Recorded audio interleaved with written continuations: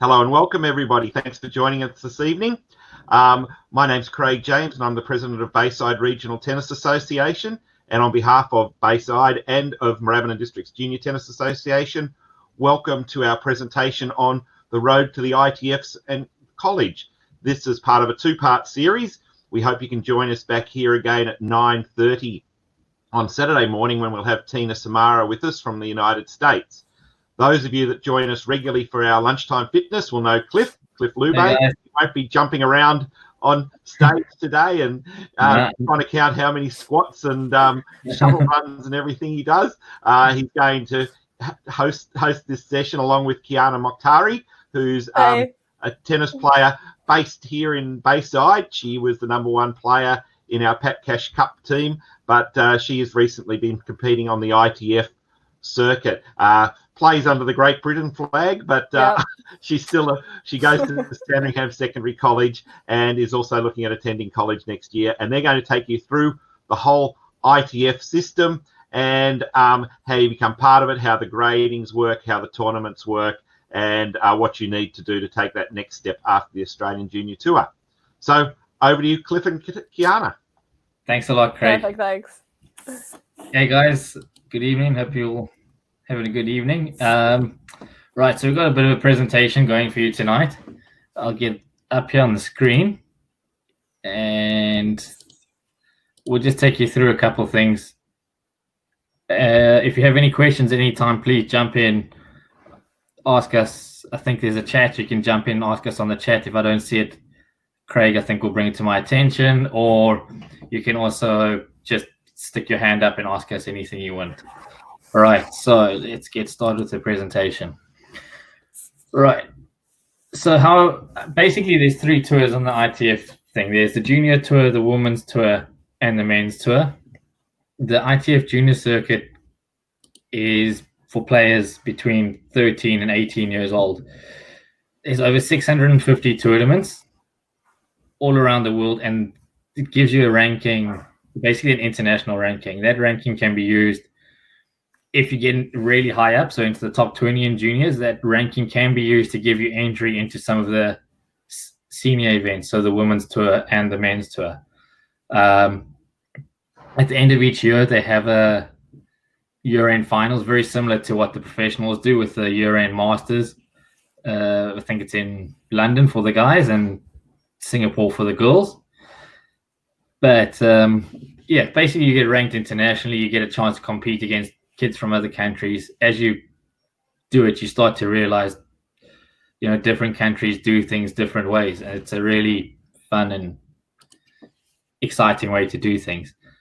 Like I said, it's for kids basically 13 to 18 years old. When you're 13, you can only enter 6 tournaments that year, so it's just something you need to be aware of. You do it, you start off, you go on the ITF website and you register for an IPIN. Your IPIN is basically your ID.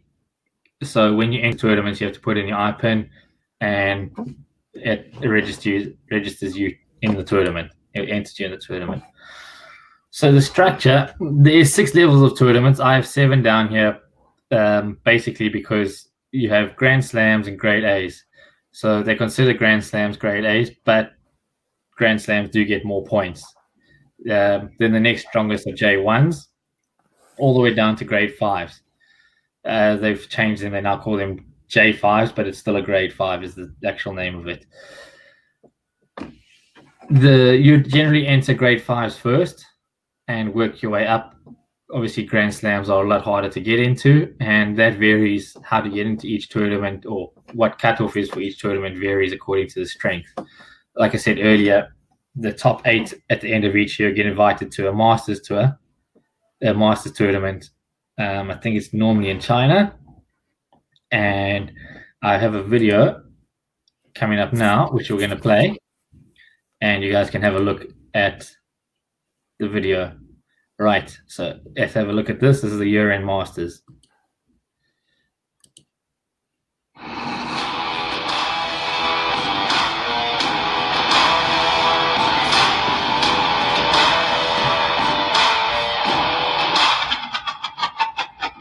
This really is the focus of the best of the best. 8 of them who have competed extremely well over the previous 12 months, and it gives you a chance to really puff out your chest and say that you're the best junior in that particular season.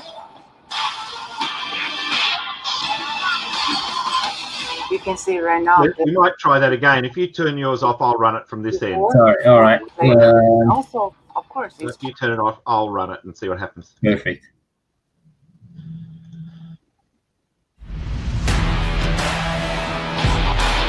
Ah, there we go.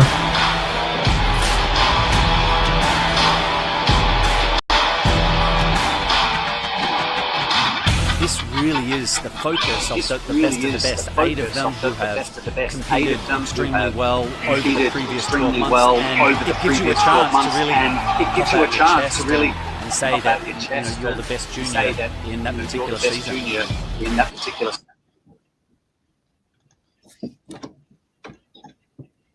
All right. Should keep going. Yeah, there we go.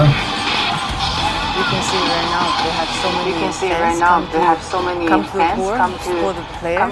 Also, of course, it's good for China tennis. It's good for China tennis. They have the most in Chengdu. I believe this year should be the best.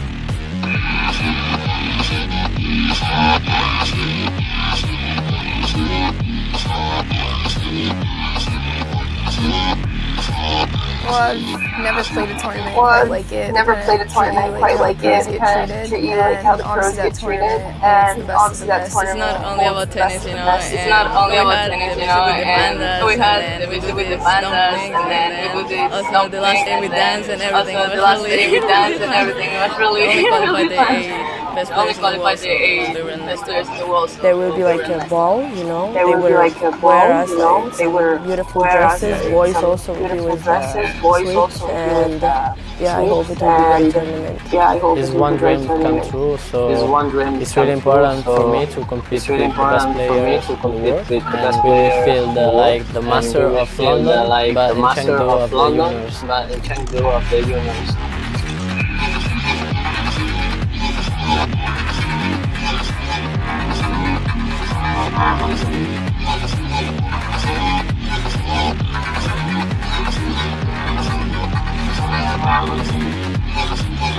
This one really is a recognition for those juniors who've done exceptionally well through the year and turn up in Chengdu and see if we can lift that trophy.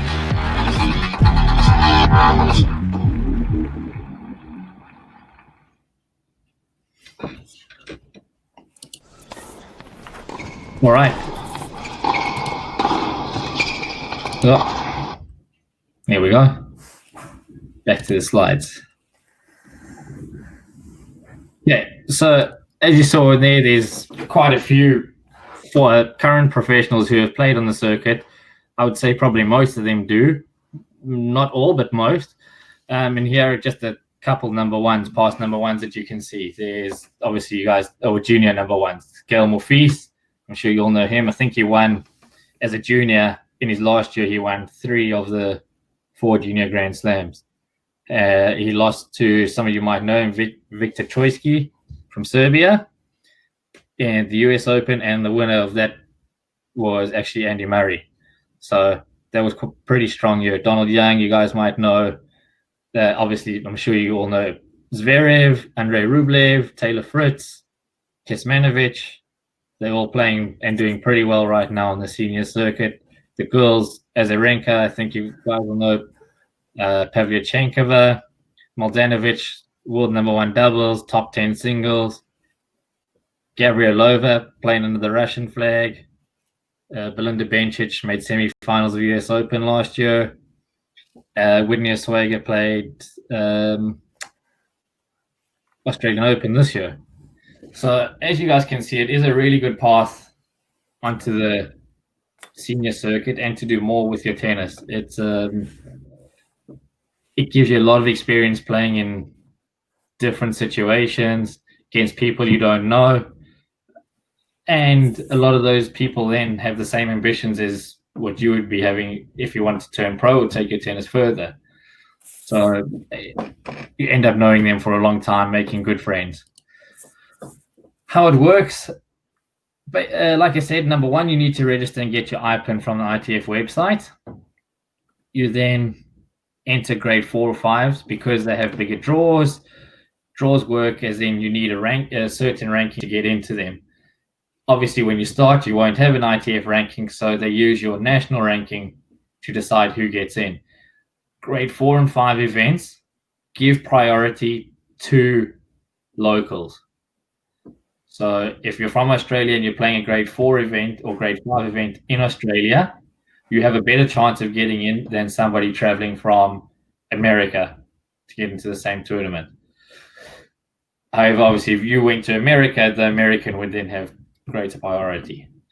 Australia has quite a few. We're lucky because we have about 10 or 14 a year of varying grades, but there are quite a few grade 4 or 5s in there. So it gives a lot of people a lot of opportunities to get started and get your ranking. Once you get your ranking, it makes it obviously a lot easier then to get into tournaments. And the better your ranking is, the stronger the tournament is that you can get into. A good thing just to remember, guys, is what they do use for rankings is they use the combined ranking. So playing singles, they use a singles and doubles ranking, not just your singles ranking or doubles ranking to get you in. I'll hand this one over to Kiana because she plays them, so she'll know this a little bit better than me. Yeah. So I think the main difference that you have to see between ITFs and the Tennis Australia tournaments that you guys are probably playing at the moment is mainly just the level of play. I mean, most ITFs, even grade 5s, there will be obviously some very good players there. So you're not going to get any easy matches.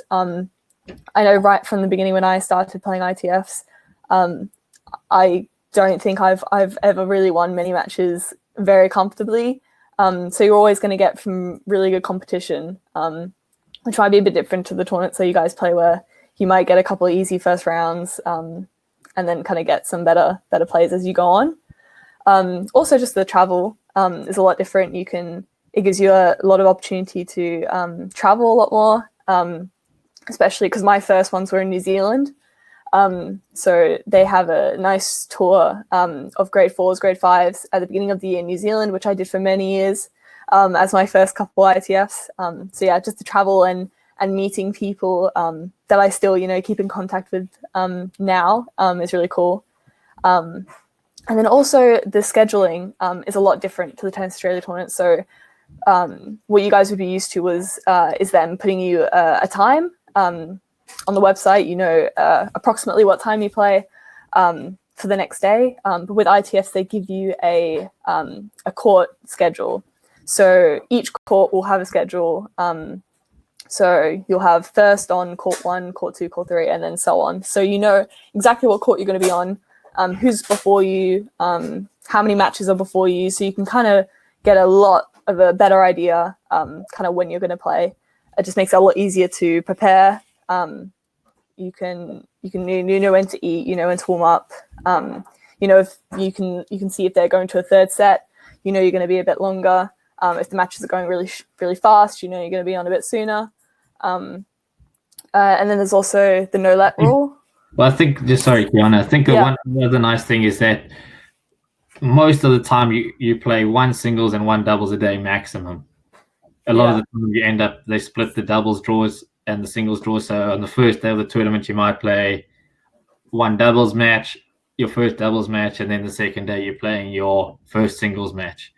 But it's quite nice because you generally know you're going to play, when you start the day, you know how many matches you have, unless it's rained. So it does make it quite a bit easier to play and everything. Sorry, carry on. Yeah, no, it's great. And then, they've introduced the new the no-let rule, which keeps things a bit interesting. It doesn't change anything too much. You just kind of have to be aware of that. It can be a bit frustrating at sometimes, but, you can also get lucky, I guess, a couple of times. So it's quite nice. Yeah, it's quite funny. You generally see at the beginning of tournaments, a lot of people aren't used to it yet, so they get it out. But as the tournament goes on and the weeks go on, people pick it up pretty quickly. Yeah. Also, they don't run any consolation. So if you lose a main draw or qualifying, you don't really have any more formal matches. But yeah, sometimes the tournament directors will arrange matches for people who've lost. I know that's particularly in the ones I did in New Zealand. Some of the lower grade ones, they're really keen in getting people to keep playing. So they'll sometimes organize it for you. But if you're going with coaches or whatever, sometimes like coaches and even just players, you can just arrange to play with another player if you can get a court or whatever.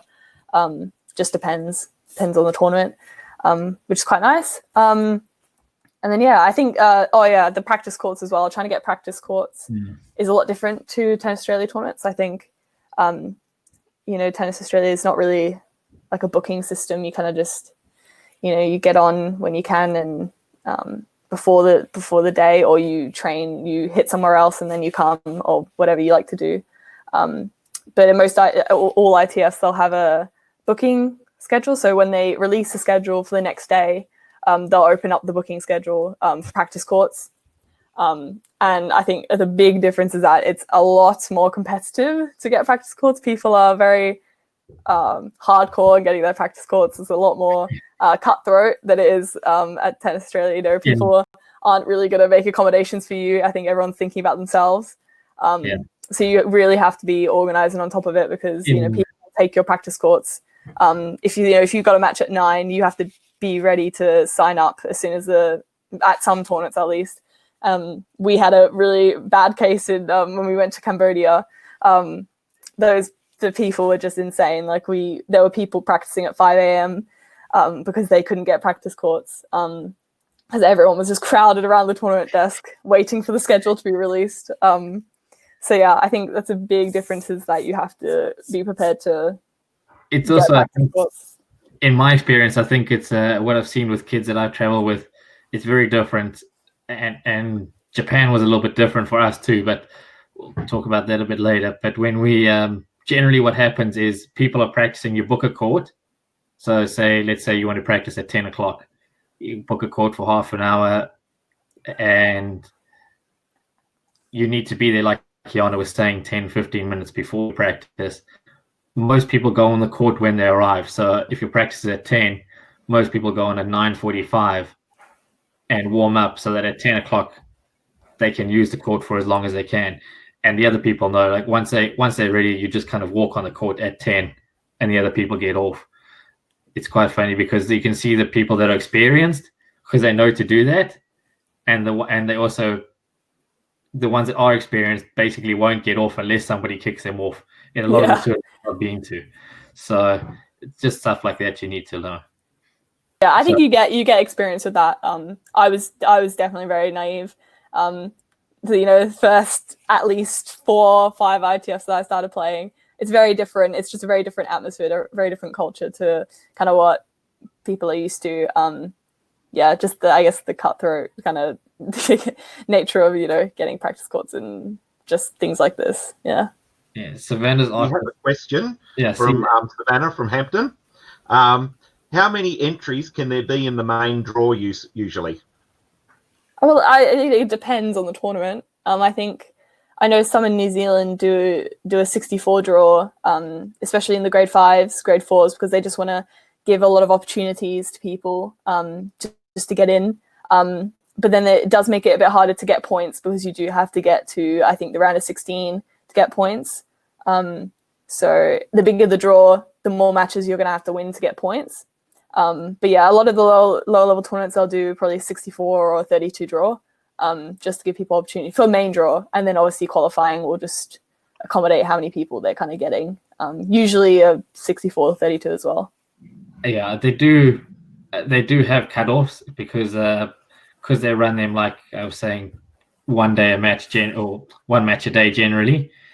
They do have cutoffs to the qualifying too. The qualifying events can be quite tough. You sometimes have to, in qualifying, you generally have to play 2 matches on 2 days, because qualifying's over 2 days. So you normally play 2 matches on a Saturday and 1 on a Sunday.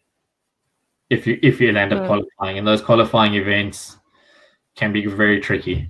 Qualifying is difficult. Definitely. Yeah. All right. So when should you start playing? Like I said, you need to be at least 13 years old to play. When you do start, you can at 13 though. You can only play 6 tournaments that year.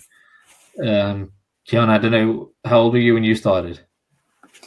I did my first one, I think I was 14. It was the beginning of 2017, which was those that tour in New Zealand, the Christchurch, Wellington, New Zealand tour. Yeah. Those were my first ones. And I would suggest starting as early as you feel comfortable. You need to be doing pretty well locally, in my opinion, to want to, to have earned the right to travel and play these tournaments. If you are doing well locally, then I would say the earlier you start, the better it is.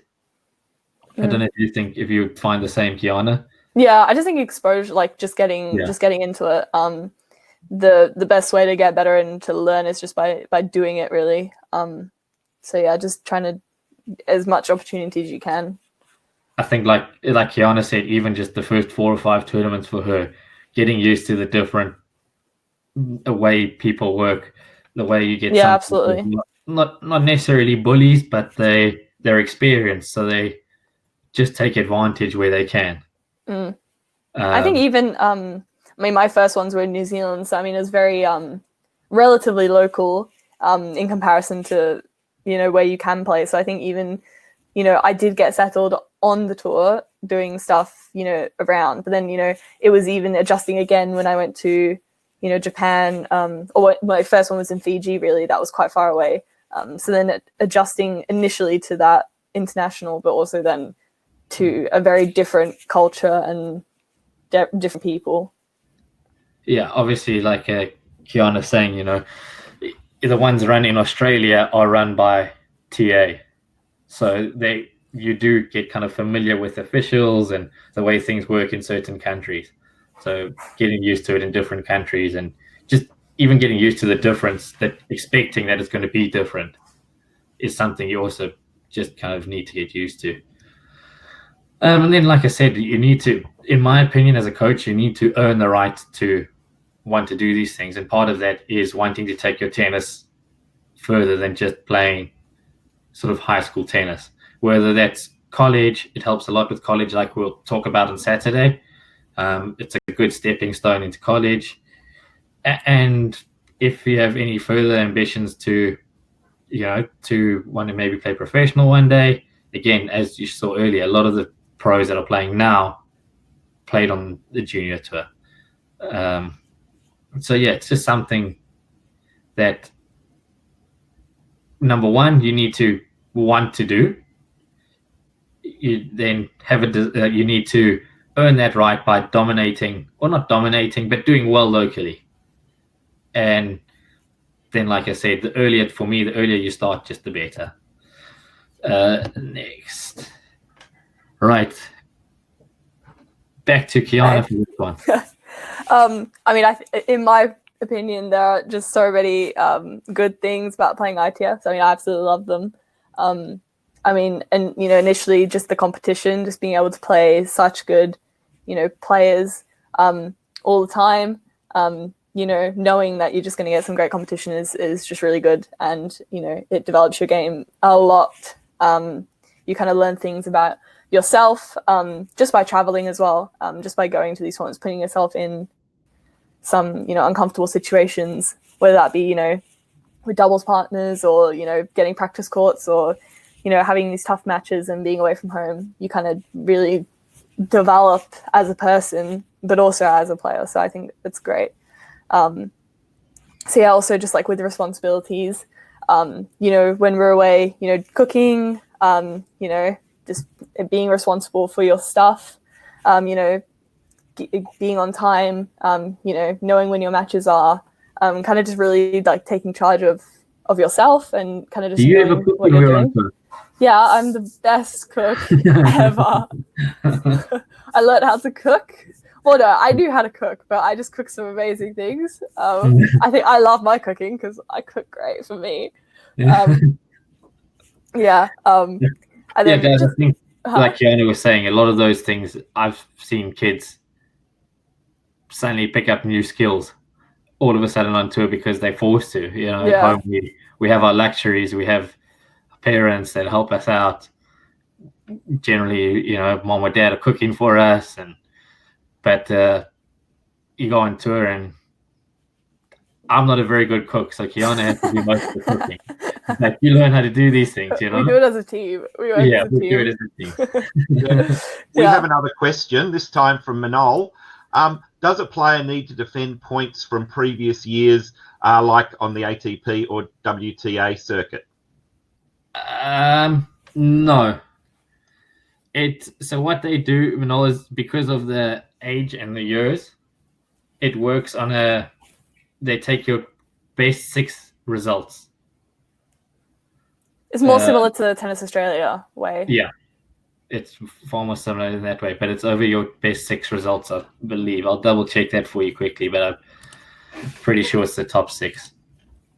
Yeah, so they take your top 6. Like I was saying earlier, though, they do use both singles and doubles. So when you're starting out, playing doubles is really important. I do know a lot of kids that have got their first point. Yeah, my first points were doubles points.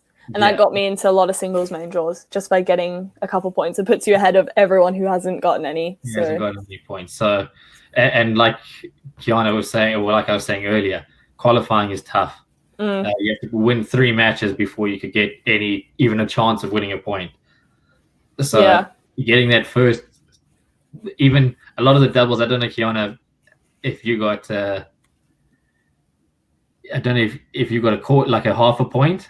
I don't know if you've seen that. Some of the, I don't know. My first, got half a point because the doubles points are split. Oh no, I think my first points were I think in one of the New Zealand ones, we did pretty well on one of the doubles, and that's just not easy, but like an easier, I guess, way of getting points because most likely you're going to get into the main draw of doubles, so it just automatically gives you a chance to kind of get some points straight away. You don't have to do it on the first. I mean, I didn't do it on my first 2 tournaments, I don't think, or however many it took me. But yeah, no, doubles is great. Kiana, somebody else, Angelina's asked us, do you travel by yourself or with your coach? No, I do travel with Cliff a lot. The majority of the time, basically 90% of the time, I travel with Cliff. There have been times, it just doesn't work out. So like he's doing something or whatever. And I've traveled with other people. There was a time when we went to Brisbane and me and my friend were doing 2 lead-in tournaments and then 2 ITFs. And Cliff couldn't stay for the last one. So I just stayed with her and her mum. But yeah, I just stay with who I can. Generally, me and Cliff go together. We sometimes go with some other people if they're also doing it. Or sometimes I stay with the parents. Sometimes, if it's in Australia, like my mum, I'll stay with my mum or stay here at home. But yeah, typically I do travel with Cliff. All right. I think another thing with playing ITFs, guys, is you learn, like Kiana was saying earlier, you make a lot of friends. It's a really different experience compared to TA tournaments because even from the coaches side, we interact a lot more. I don't know why. Sometimes we go for dinner together and there's a lot. Although it's very competitive, there is also a friendlier atmosphere at the tournaments. A lot of the competitors interact. So it's great because also, especially my first ones that were in New Zealand, New Zealand, Australia kind of overlap a bit. So, when I was doing tournaments here or there or whatever, you kind of get to see the same people. So when you go somewhere, you probably know someone, you'll see some familiar faces. It just makes it a lot easier then to get things done, whether that's, asking for practice or doubles or anything like that. As you go on, you'll meet people and you'll start to kind of settle in and you'll know people. So it just makes it a lot easier to work through. I was going to say, one of the hard things on the tour is finding doubles partners sometimes, especially when you're new. So like Kiana was saying, you meet people, and whether you become friends on Instagram or you see them at different tournaments, it makes it a lot easier when you go to a new place and all of a sudden that person's there. It's a familiar face. Do you want to play doubles? Sure. Because it makes a big difference when you're, instead of running around, you're sort of going, do you have a doubles partner? And you don't know who. But trust me, we've been there. You'll probably end up doing that, but you will want to try and avoid it. And it can get quite interesting, but we'll get to that in a little bit. And then I think another big thing, and something Kiana and I have tried to do on everywhere we've been, is we try and experience quite a bit of the place and the culture. So everywhere we've been, we've taken a couple days off to go visit some touristy destinations and sightseeing. And I think that's an important part, because it's a nice opportunity to travel, and when you're young, you get to do these things. It gives you a lot of experience that some of your school friends might not have. I don't know, Kiana, I would assume most of you've traveled to more countries than most of your friends have. Yeah, no, I mean, absolutely. I mean, it's such a cool experience. And just the places you get to go that you just would never have even, thought to have been, I've been to a lot of, countries that, like, some of my family haven't been, my parents haven't been to, which is just really it's just cool, getting to get exposed. So you just get a better understanding of, I guess, just the world, you get to see so many different cultures, and you just, it's so awesome. Yeah. Definitely. Right. So there aren't, obviously it's not always all roses. So there are some tougher sides to it. Kiana mentioned it earlier, finding practice partners. So I know losing, sometimes you lose early in tournaments. It happens. What do? You have to stay, because generally they try and make the tournaments 2 or 3 together, so you're not traveling a long way just for a couple of days. So you have to stay there for the week. What are you going to do? Can you get practice courts? Can you find people to practice with? How are you going to fill your day? Yeah, it's really important just to make sure you keep training, like, especially when you lose early. I mean, especially when you first start. I mean, I lose early in a lot of ITFs, and you just kind of have to navigate that, and finding practice, not even practice, but just people to play practice matches, practice sets. Yeah, for sure, it's definitely something. The other thing is, and this is maybe more for your parents, is the financial cost. It does become quite tricky, and can become very expensive. Obviously, you're traveling, you're catching flights a lot. Sometimes you have to catch one flight to get to the country. Then you'd have to travel around within the country. You travel 1 week. I think in New Zealand we flew into Wellington. Then we flew to Christchurch, and then from Christchurch to Auckland, and then back to Melbourne. So there's a lot of flights in there, 4 or 5 flights, and obviously it becomes quite pricey. So again, it's why I said earlier, from my point of view as a coach, you need to earn that. Obviously, I think your parents will want to support you, and your coaches will want to support you as much as possible, but you also need to earn that support. I think also one of the other things, we spoke about doubles partners, but schoolwork. On the previous slide, I'll just go back to it quickly. I'll let Kiana take over, because my schooling wasn't very good, but Kiana's not there. So well, I mean, just in this picture, this was actually in Japan. Oh no, it was in New Zealand, and we found a library. And this is me. I'm in the corner here, and then we traveled with my friend Amy, and we had lots of work to do. Obviously, I think I was probably in year 10, 11 at the time. So I get lots of schoolwork. So I think it is, you're most likely, you can play ITFs during the holidays, but a lot of ITFs are going to be during school time, especially the ones that are outside of Australia. I mean, I know some of the ones in Australia try to make it during holidays, so, it's easier for kids, but that's not always the case. So I think the most important thing is just talking to the school and talking to the teachers. That was a massive thing for me. My school's just been very supportive. You just need to let them know what's going on.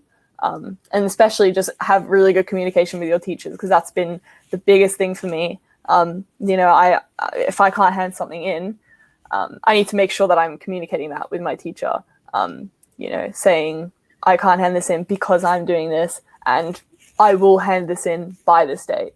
You have to kind of be a lot more proactive. You have to think, you have to plan a bit in ahead. You kind of have to take responsibility for your school.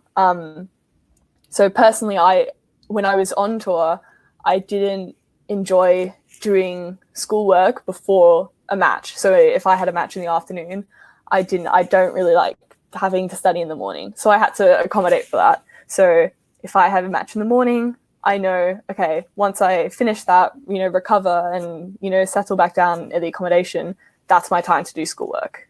And I have to be able to set that time aside so I can get that stuff done. Because that is important, because if you can't keep up with your schoolwork, then, your parents or, your teachers might not be too happy with you going in the future. Well, I think even going forward, guys, if you want to go to college, you need a certain the GPA, grade point average. You need a certain average in order to get into college. And once you're in college, you then again need you need to maintain that GPA or grade point average to be able to play. If it drops below a certain amount, you're not allowed to play. Yeah. So learning to manage that stuff is really important. It's not just like, oh, I don't feel like doing it today, so I'm not going to do it. As it gets later on, and like I said, going to college, that won't cut it. And the coaches can't they'll obviously encourage you and try and get you tutors and stuff, but there's not a lot they can do to get around that rule. That's a rule made by the organization. So it's a good thing in ITFs to learn how to manage that. We do have some more questions, Kiana. Oh. Does the player incur costs for all people traveling, including the coach? A lot, like I said, it does get expensive. Different tours have different setups and different coaches do different things. Most of the time, you're not going to find too many coaches doing it for free.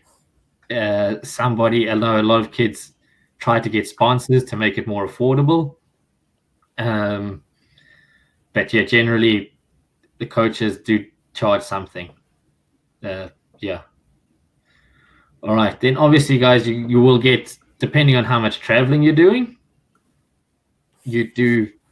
sometimes you're away for a long time. I think, Kiana, when you were in Brisbane, it was over a month, right? Yeah, I think, just over a month that we were away, So sometimes you get homesick and you miss family and friends, and that's 100% normal. But as tennis players, again, it's a good thing to start to get used to when you're young, because as you get older, you probably end up spending more and more time away. And something as being in Australia, it gets tough when you're on the tour, because you have to go up to Europe, which we're so far away from Europe and America, where there are a lot of tournaments, that you end up spending a lot of time away from home. So it's a good thing as you're younger to start to get used to that type of stuff. Then like I said, here's just it's a good stepping stone, and here's just a little graph for you guys to see. You have the women's tour, ITF juniors. After that, you can either go to college or start playing on the pro circuit. You can do both at the same time. You then go to the WTA tournaments, and from WTA tournaments to Grand Slams. The guys very similar. Only difference is it's a funny organizational thing, but the ATP takes over and starts running men's tournaments at a lower level of tournament. But otherwise, it's pretty much the same thing. Juniors, futures, challengers, Grand Slams, and then ATPs. And then obviously after juniors, you have college is another option, which is a very good option. And then these are some of the tours we've been on, guys. It's just some pictures from it. I went to Japan, obviously it says there December 2018. It was a lot of fun. Yeah, it was great. Yeah, good fun. I think one of the really challenging things on this tour was that neither of us can speak Japanese. Yeah. It was trying to get used to the language. I remember Kiana playing her first round match. She was playing a girl who was ranked really highly in Japan, and they had a disagreement about line calls. I'm sure you all had disagreements playing matches. And then the umpire came on, and we tried to resolve it, but it was very difficult, obviously, because I was trying to, talk, and she was trying to talk, but it just wasn't getting across. So yeah, that was quite interesting. Do you remember what happened? I don't remember exactly what happened. I think you just stayed with the original call. Yeah, we couldn't change it. No one could overrule it, because there was just no way that we were going to get through to each other. So I think the original call stood. Yeah, and then we just kept going. So yeah, you just quirks like that just make it interesting. And then that was in our second tournament in Japan. We were running around, like we were saying earlier, looking for a doubles partner. Yeah, doubles partner. We didn't know any other girls in the tournament, and Kiana was the only non-Japanese girl in the draw. So we're running around looking for. Yeah, it's like, can you be my doubles? Like literally, just like random people just like hitting. I'm like, do you need a doubles partner? Do you need a doubles partner? Eventually, we found one. Yeah. But her English was about as good as Kiana's Japanese. Yeah, exactly. So there wasn't much communication going on. But still, these are things you get used to and things you have to do, and it ends up being, you have fun. You learn a lot from it, you put yourself in some pretty uncomfortable situations. I mean, yeah, it was definitely something that I had to work through and kind of get over. Yeah. And I think after that we did a day or two in Tokyo. Yeah. We went to the Sky Tower. That was the Sky Tower. That was really cool. Yeah, that was good. We also went to one of the theme parks. Yes, yeah. And Kiana was laughing at me because I was. It was like shaking. We got on the rides. Shaking off after one of the rides, but it was good fun. Yeah. And sorry, 2 seconds. After that, in February last year, we went to New Zealand with another one of Kiana's friends, Amy. She travelled with us, and the NA was actually down there too. Yeah. And that was good fun because we knew a lot of people there. A lot of Australians come down to this one. This was the tour I was talking about that I do at the beginning of the year sometimes, that I used to do really. But yeah, no, this one's always good fun. New Zealand's a great one. I love doing New Zealand. Like I said, it's a great tournament. Yeah, and like we were saying, is that you socialize a lot more. So if you can see, I don't know if you can see my cursor, but in the middle photo, there's Kiana with Amy and Zali, another girl from Melbourne. And we went out to dinner with Zali for a few nights. She hung out a lot with us. They stayed in the same dorms as us. So it was good fun. And again, like I said, we do a lot of traveling and sightseeing. I know Kiana, myself and Amy went snorkeling one day. We went it's the day we went kayaking as well. Like around some of the islands really. No, that was cool. And you spend a lot of time in the car. So traveling from place to place. Kiana's normally in charge of music. Luckily she has good music. Fantastic taste in music. So it's not so bad. And then this was Brisbane that Kiana mentioned a few times. We played. Yeah, we went as a big group there. There was a big group of us coming up. So that was good fun. It was good fun. Like I said, we went go-karting. Kiana watched a footy match. And then, like I'm sure most of you have experienced, rain at tennis tournaments. So you end up sitting around quite a bit. And that's good. It's where you make friends. You get used to it. You just can't worry about it. A lot of the time we end up playing cards when it's raining. Yeah. So cards are a vital thing. If you're going to travel, take a pack. Yeah. Because they will come in handy. Yeah. Keep you entertained at some stage. And then in December last year, we went to Cambodia. I think we both really enjoyed this trip. Yeah, that was one of my favorite trips. Yeah.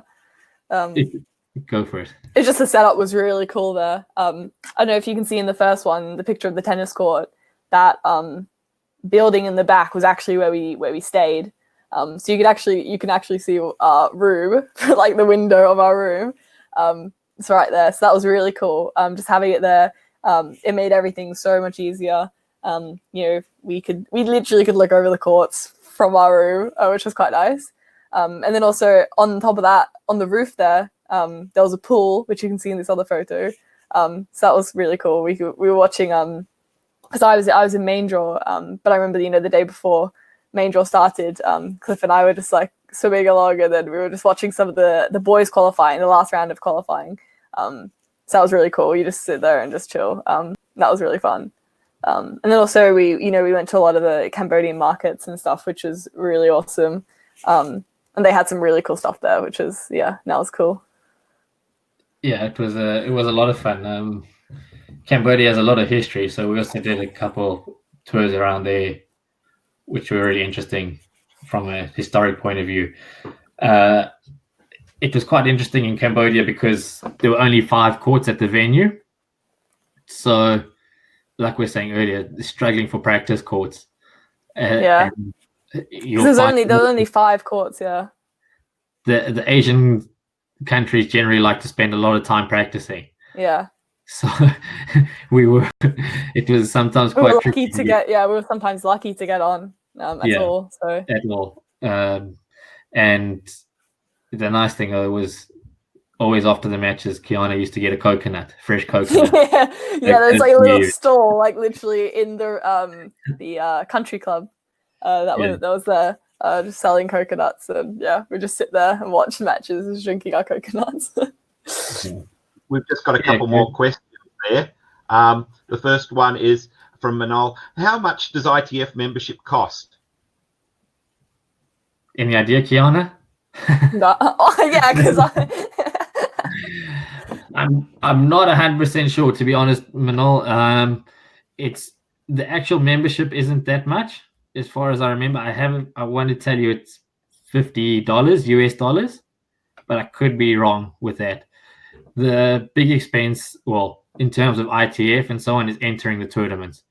Different grades cost different money. So the higher the grade, the more it costs to enter. Generally, Kiana, for grade 5s, it's $50 US. Yeah, around. And then as the grades go up, it gets a little bit pricier because they do also look after you a little bit better. Yeah. So grade 4s, I'm not sure if they go up much, but from grade 2s, the tournament does pay for your accommodation. For main draw, nice. For main draw, if you're in main draw, they do pay for your accommodation. But what entries, I think $100 then? Yeah, it's a lot more. Yeah. But compared to a gold tournament here in Australia, it's not that dissimilar, and you get a pair of new balls. Exactly. You always get, not just the pair, you get all 3 at the ITF. Exactly. Another question we have here is, do the tournaments usually arrange specific accommodation for you, or is it up to you to pool together with other players to find something? Well, they will have a ITF accommodation for most of them, I think. They don't pay for that for the lower grades, but they'll just have a connection, I guess. I don't really know how to explain it.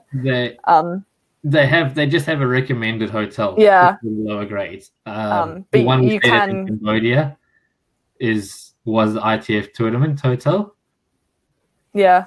But in other places we have stayed in just our own. We've generally Airbnb we'll look for. Yeah. And Luca is asking, is there prize money on the ITF Junior Tour? No, unfortunately. Is there no money. No money. Yeah, there are nice trophies. Trophies are cool, but no money. Because if you want to go to college, you need to be an amateur. So you're not allowed to. Well, they've changed the rules slightly, but in theory, you're not allowed to accept prize money. On the older ITF circuits, obviously, as like we spoke about the ITF men's tour and women's tour. That's where you get the money. Yeah. And you talked about the challenges of finding doubles partner. When you enter an ITF, do you enter the singles and doubles at the same time? I know in the professionals, they usually enter the singles and then once you get to the event, you sign in for doubles or sign up for doubles. Is ITF similar? Go for it, Kiana.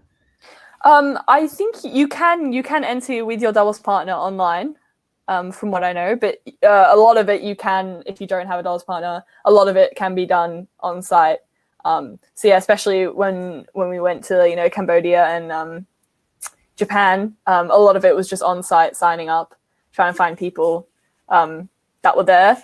So yeah, most of it is they'll have.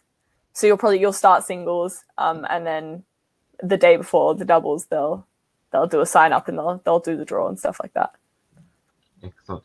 And if you enter a singles, how far ahead is the closing off date? And at what stage do you know whether you're going to be in qualifying or main draw? And do you have to make a decision on whether you're going to have to front up or you just don't bother to go?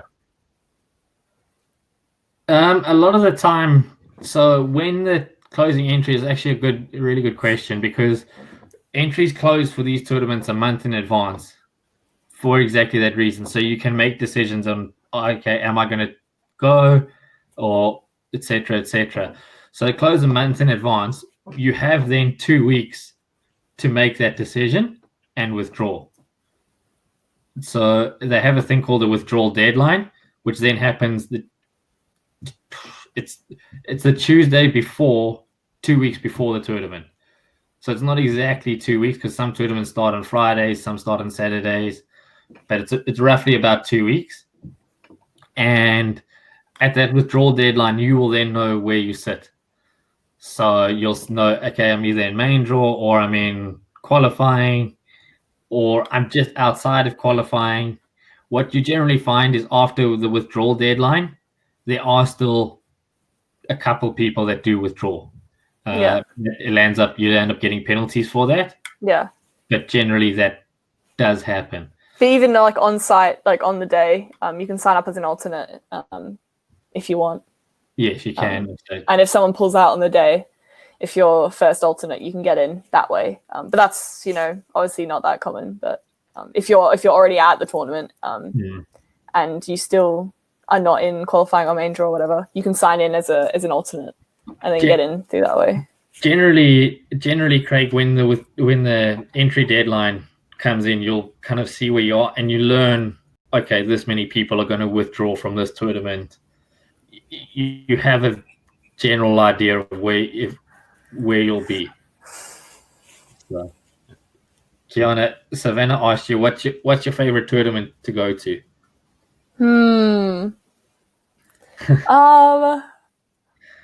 I'd say, well, I did really like the New Zealand tour. Like there's 3 ITFs in New Zealand. There's 2 grade 4s and a grade 3 at the beginning of the year. I really enjoy playing those. I played those a couple of times. So that's a great one. And then also just the actual tournament. I think Cambodia was probably, I'd say, my favorite tournament to play. Just getting to play, some really good players. I got some pretty good results there as well.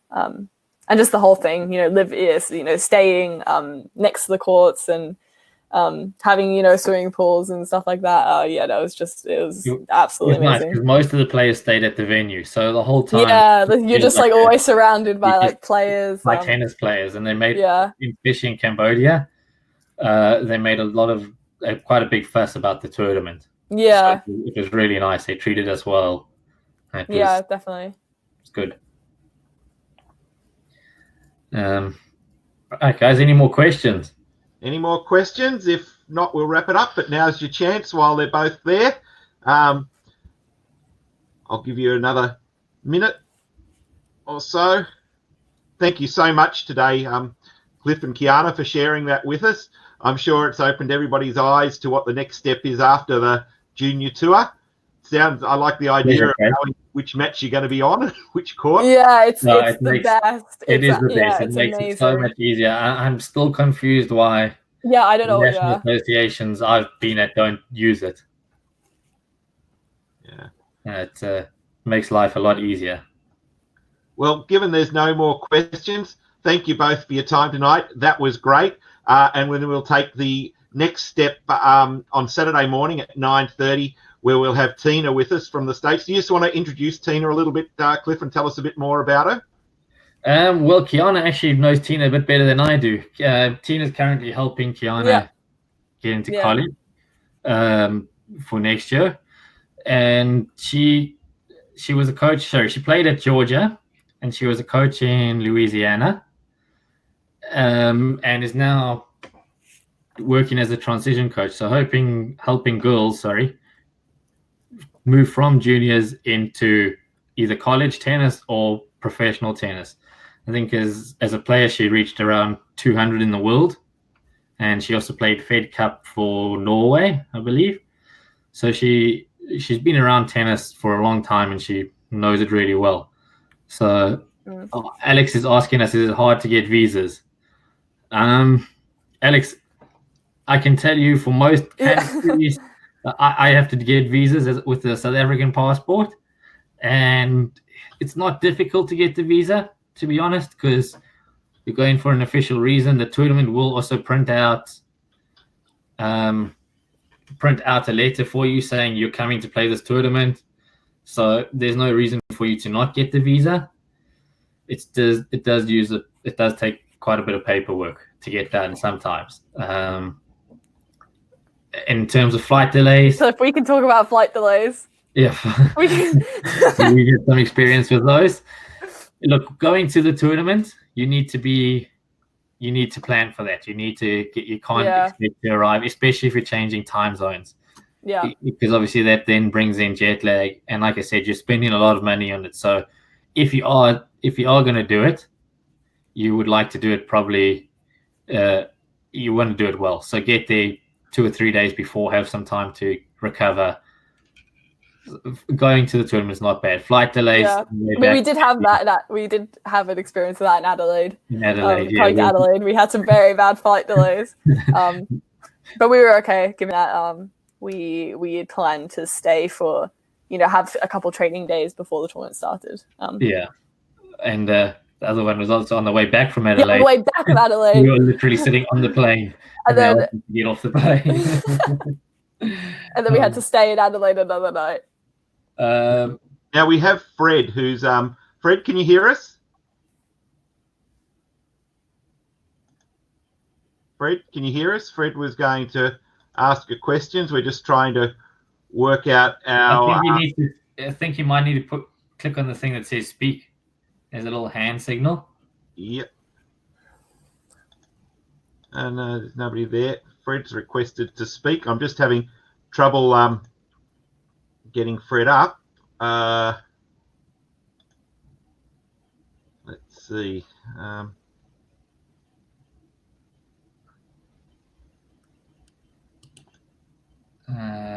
Pressed it. Hopefully, Freddie, can you hear us?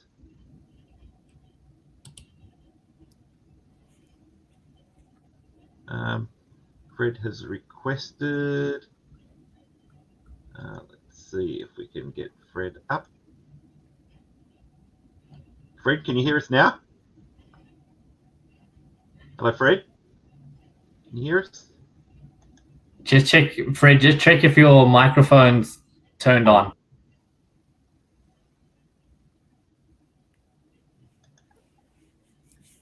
Looks as though our technical prowess hasn't gone quite as good. Yes, you can speak, Fred, if we can just get you up here. Fred's telling us he's pressed the button. Oh, here he is. Oh, there we go. Floor is yours, Fred. Is your microphone on? Because you're there now.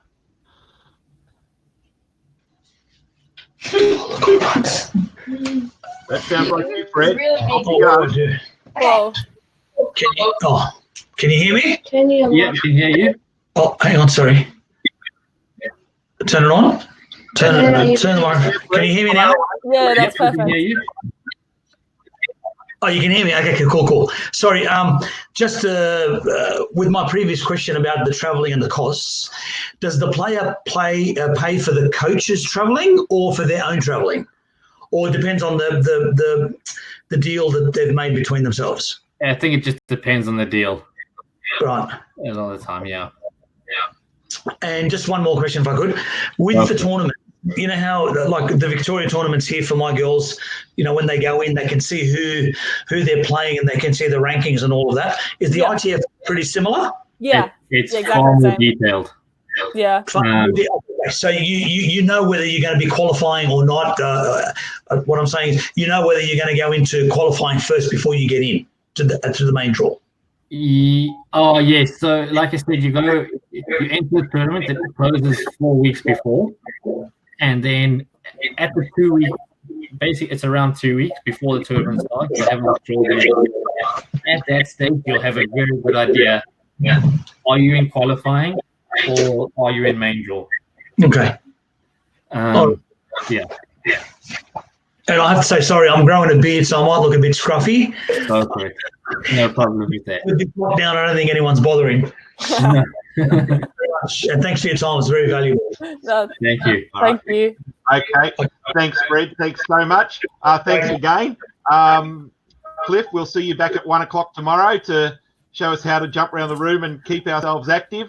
Kiana, thank you so much. Hopefully all good. Thank you. Maybe on Saturday, but Tina will certainly be there. Everybody, have a great night. Thank you so much. Bye-bye. Thanks a lot, guys. Thank you. Bye.